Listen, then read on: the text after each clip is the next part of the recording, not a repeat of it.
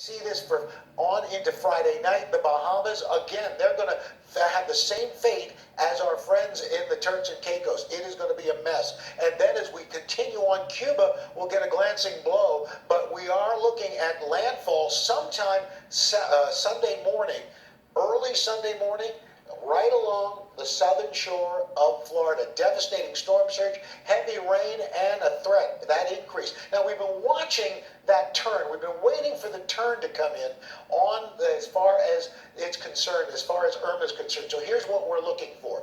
We expect that turn to come in sometime late Saturday night into Sunday morning. Could take one of three tracks. This eastern track, the worst impacts stay offshore for Florida with landfall, Georgia, or maybe even into the Carolinas.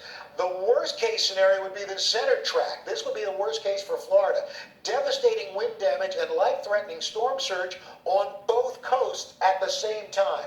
And then we could have this western track, which would mean southwestern Florida gets the brunt of this with catastrophic storm surge through there and widespread wind destruction. And if that's not enough, right now, for the first time since 2010, we have 3 hurricanes currently in the Atlantic Basin. We've got Katia, which should not pose a threat to the United States, moving into Mexico. We've, of course, got Irma. Hurricane Jose, we're watching. We don't think right now that this is going to pose a threat to the United States, but it's still early, and so we're going to worry about that. That's another 5 to 10 days away. But the track seemed to show that if it comes ashore, it comes ashore as a Category 4? Category 4 storm, maybe a 3, but probably a 4, and hangs as a 4 all the way up through much of Florida. All right, Al, stay close, of course. We'll check back in. As we said, preparations for this monster storm are being made from Florida to the Carolinas, and this morning, new evacuations are being ordered and more shelters opened.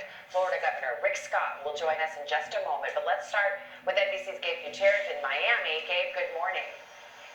Savannah, good morning. This major population center is right now in Irma's path. As you mentioned, more evacuations kicking in today, the largest for this area in 12 years for parts of Miami Beach and low-lying areas. This is something that so many people are closely watching. Tens of thousands of people have already evacuated the Florida Keys, and authorities are urging people in evacuation zones to watch the storm very closely and get out.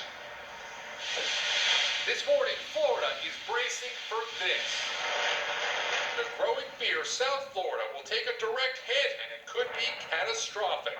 This is serious, and we cannot take chances. In the Keys and Exodus, mandatory evacuation orders in effect. We boarded up the house, and we're hoping for the best. That's all we can do right now.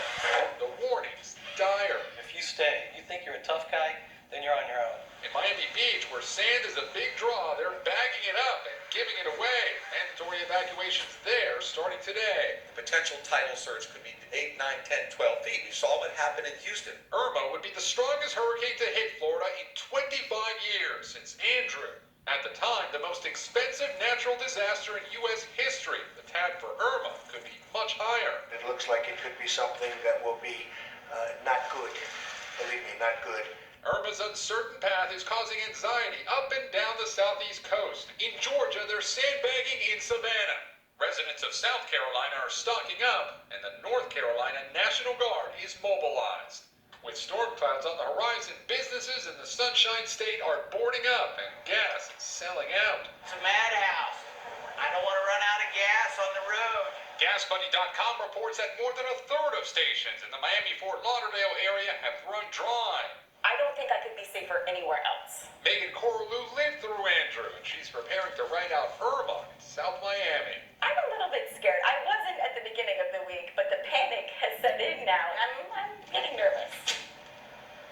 There has been so much high-rise development in this area since Hurricane Andrew. There have been stronger building codes since that storm, but with Irma being so powerful, authorities here are warning of potentially catastrophic damage. Savannah? All right.